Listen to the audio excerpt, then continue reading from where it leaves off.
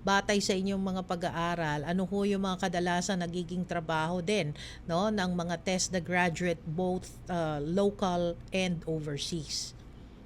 Well, local ano, sa local po marami po talaga yan sa local and international, and katulad nga ng sabi ko kanina, dapat meron tayong meron tayong um, standard pag Mm-mm. tinuturuan natin sila, and then because we want our test the graduates to be really to know what are the skills that they have to learn para Mm-mm. sila ay maging competitive.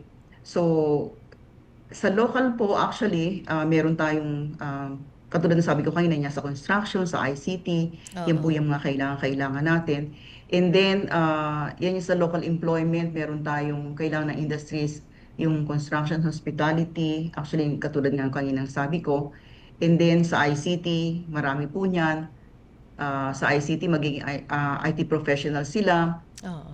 Meron ding mga magiging welders naman sa construction, and all others, mga itong sa maritime naman, magiging ship's cook sila, ito yung magiging ano pa natin mga ano po sa barko, marami pong nangangailangan yan. And even welders kailangan sa barko. Oo. So, yun yung sa ating mga local employments.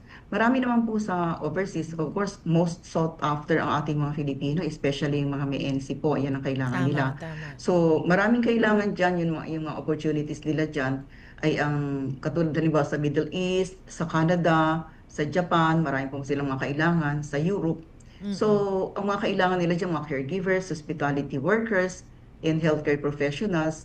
So, maging yung mga skilled construction workers po natin.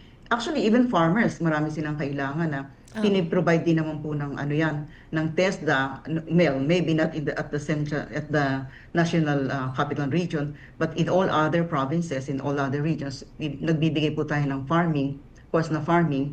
And then, yan yung sa mga, meron tayong local, meron tayong international. Opo. And of course, beyond naman dito sa ating beyond dito sa ating employment, binibigyan din po actually namin ng opportunity ang ating mga kababayan na magkaroon na maging entrepreneurs. Mm. Kasi merong kasama doon sa courses namin na how to become entrepreneurs, entrepreneurship courses. Opo. So, para sila ay makapagsimula ng kanilang negosyo, hindi man sila maging employees o workers sa either local or abroad, Oo. magkakaroon sila ng sarili ng negosyo. Mm-mm. Actually, meron kami mga tinuruan before na meron na ngayong yung tinatawag nating rolling, ano ba ito, yung rolling barista, and Okay. yung mga ganon, yung gumagawa, nagtitimpla ng inumin sa mga parties, yung mga ganon, meron na po tayong mga ganon na mga entrepreneurs natin. Meron ding may sarili ng shop Mhm. sa yung mga repair shop, meron din Oo. pong sarili ng yung sa, of course, sa beauty, sa ating mga Cosmetology. salon, yan, Oo. meron na yan, sa hairs, meron na silang mga sarili, mga graduates po ng TESDA yan.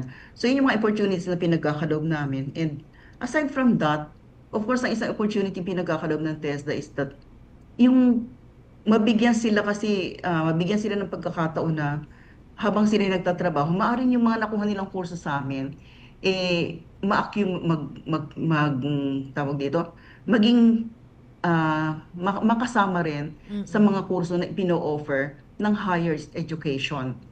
Meron po kasi tayong credit transfer na tinatawag ngayon na pwedeng makredit pag sila ay nag-decide na magkaroon ng higher education.